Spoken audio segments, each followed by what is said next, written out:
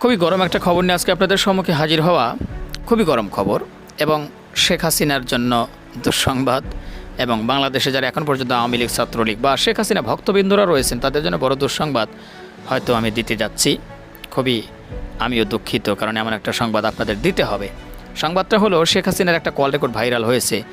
একজন নেতাকর্মীর সাথে কথা বলছে, কিন্তু শেখ হাসিনা সেই নেতাকর্মীকে এমন একটা কথা বলছে, সেটা শুনলে আপনারা অবাক হয়ে যাবেন। দর্শক, বিস্তারিত দেখতে থাকুন। তো আগে চলুন ছোট্ট একটু অংশ আপনাদেরকে একটু শোনাই যে আসলে শেখ হাসিনাকে ফোন করে নেতাকর্মী কি বলতেছে। আপনার শুধু আপনার নির্দেশে ইনশাল্লাহ ভোলা থেকে আশা করি আমাদের 20 লক্ষ লোকের কমপক্ষে আমরা 3-4 লক্ষ লোক আমরা ঢাকায় উপস্থিত থাকবো। আপনার যখনই প্রয়োজন আসবে, যখনই ডাক আসবে। দর্শক, নেতাকর্মী কি বলতেছে আপনারা শুনলেন যে আসলে তাদের নাকি 20 লক্ষ মানুষ আছে এবং 4-5 লক্ষ মানুষ রাস্তায় নামাবে। এটা শোনার পরে শেখ হাসিনার যে কথাটা বলছে ভাই, এটা শুনলেই হয়তো আপনারা অবাক হবেন। সেটা কি কথা, চলেন একটু শুনি।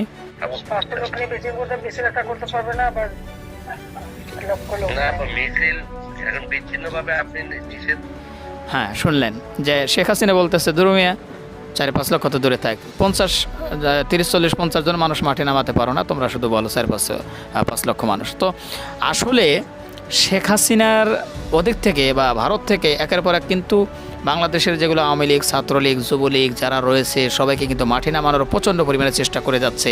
মানে তাদেরকে দিয়ে রাস্তা গরম করা বা দেশে একটা অরাজকতা সৃষ্টি করা, দেশের মধ্যে নানান ধরনের উল্টাপাল্টা সৃষ্টি করার কিন্তু চিন্তাভাবনা শেখ হাসিনার রয়েছে এবং একের পর এক কিন্তু সেগুলো ঘটিয়েছে। তো যারাই ঘটাতে যায় তারাই আটক হয়ে যায়, তারাই গ্রেপ্তার হয়। এখন আওয়ামী লীগের নেতাকর্মীরা দেখতেছে যে আপাতত সে দেশ থেকে খুব শান্তিতে বসে আছে, বসে বসে আমাদেরকে উস্কানি দেয় আর আমরা রাস্তায় বের হই। আর ইউনূস সরকারের লোক, ইউনূস সরকারের প্রশাসন ধরে ধরে আমাদের পাশার মধ্যে জেলখানায় নিয়ে এনে বাইরে আয়। এখন সাধারণ জনগণ আসলে চালাক হয়ে গেছে। তারা যদিও বলে 5 লক্ষ মানুষ নামবে, কিন্তু 50 জন এই জন্যই নামে না।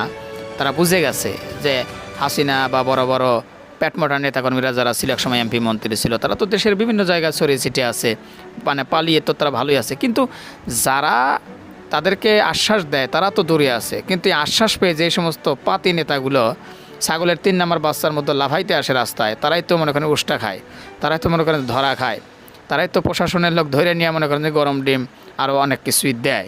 তখন তারা চিন্তা করতেছে যে আসলে আপার কথা শুনে লাফানি কোনো দরকার নাই। এরকমই ঘটনা ঘটছে, যার কারণে কিন্তু রাস্তায় আসলে মানুষ তাদের বের হচ্ছে না। তারপরেও যেগুলো বের হয়, আমি বলবো এর চাইতে বলত আর কিছু হতে পারে না। কারণ রে ভাই, তোমার শক্তি যেটা, মূল শক্তি, মূল পাওয়ার যেটা, সেটাই তো দেশের বাইরে আছে। তার যদি এতই পাওয়ার থাকতো সে তো দেশের ভিতরে চলে আসতো রে ভাই। এমপি মন্ত্রীরা যারা বাইরে থেকে, দেশের বাইরে থেকে তোমাদেরকে উস্কানি দিয়ে দেশকে অরাজকতা করার চিন্তা ভাবনা করে বা তোমাদেরকে উস্কানি দেয়, উস্কে দেয়, তারা তো কই দেশে তো নাই। তারা যদি এতই সাহসী হতো দেশ থেকে পালাতো কেন ভাই? বুঝতে হবে তোমাদের যে তোমাদের নেতারাই তো দেশ থেকে পালায় গেছে। এখন তোমাদের উস্কে দিচ্ছে যে তোমাদের গরম ডিম দিবে, তোমাদের রিমান্ডে দিবে, তোমাদের জেলখানায় দূরে নিয়ে যাবে, জনগণ দোলাই দিবে, তো তোমরা মরো, তাদের তো আর কিছু হচ্ছে না। তারা চাচ্ছে যে তোমাদের দিয়ে ডক্টর ইউনূসকে একটু ক্ষতি করিয়ে তাদের নিজেদের একটা লাভ, যেটা বাংলাদেশে অরাজকতা সৃষ্টি করে বিশ্বের কাছে দেখাইতে চায় যে আসলে বাংলাদেশের পরিস্থিতি খুব ভয়াবহ, ডক্টর ইউনূস দেশ চালাতে ব্যর্থ। এটাই আসলে তাদের মূল উদ্দেশ্য। তারা ভালো করেই জানে যে ক্ষমতায় আসা আর অত সোজা না, কিন্তু মাঝখান থেকে বিসি ফাটতেছে তোমাদের। কেন ভাই তোমরা তার কথা শুনে শুনে পিছনে দৌড় পারো? তোমাদের মতো বলদ বোকা তো আর আসলে মনে হয় না পৃথিবীতে আছে। এখনও অনেকেই ভাবে আপা ফেরত আসবে, ফেরত এসে ডক্টর ইউনূসকে কী করবে, চেয়ার থেকে সরিয়ে দিয়ে আবারও সেই চেয়ারে বসবে। অত সোজা ভাই, অত সোজা? ও জিনিসটা ভুলে যাও ভাই। দেশের পরিস্থিতি এখন অন্যরকম। ডক্টর ইউনূস চীন সফরে গিয়েছিল না, এখন আবার ব্যাংকক যাবে। গোটা বিশ্বের মধ্যে একটা রোল মডেল হিসেবে বাংলাদেশ গড়ে তোলার চিন্তা কিন্তু ডক্টর ইউনূস করছে। যার কারণে কিন্তু এখন সাধারণ জনতা ডক্টর ইউনূসকে 5 বছর মেয়াদী নির্বাচনে মানে প্রধানমন্ত্রী হিসাবে দেখতে চাচ্ছে। এমনি তো না ভাই, ষড়যন্ত্র তো মেলাই করলা ভাই, অনেক করলা। এখন একটু বাচ্চা দিয়ে দেশের ভালোর জন্য কাজ করো ভাই, ভালো থাকো, অন্যকে ভালো থাকার সুযোগ করে দাও। ওই চিন্তা ভাবনা বাদ দাও ভাই, আগে যা করে বেড়াইছো। তো যাই হোক প্রিয় দর্শক, আশা করি ভিডিওটা ভালো লাগছে আপনাদের কাছে এবং অনেকের কাছে খারাপ লাগবে, স্বাভাবিক। যারা আসলে দেশের ভালো চায় না তাদের কাছে খারাপ লাগতেই পারে। তারা তো চাচ্ছে যে দেশের পরিস্থিতি আরও ঘোলাটে করবে, ভয়াবহ করবে, তাদের কাছে খারাপ লাগাটাই স্বাভাবিক। তো সবাইকে বলবো একটু ভিডিওটা শেয়ার করে দেবেন সবাই। আর আপনারা সবাই জানেন আমাদের আগের দুটি পেজে কিন্তু নষ্ট হয়ে গিয়েছে, এখন নাসির ভাই এই পেজে কিন্তু আমরা ভিডিও আপলোড করা শুরু করেছি। তো সবাই দয়া করে নাসির ভাই এই পেজটি ফলো করে দেবেন। আসলে দুঃখের বিষয়ে সত্য কথা বলি, যার কারণে অনেক সময় অনেক আঘাত আসে, অনেক রকমেরই আসে, যার কারণে আমরা এই প্ল্যাটফর্মে কাজ করা আমাদের খুব কষ্ট হয়ে যায়।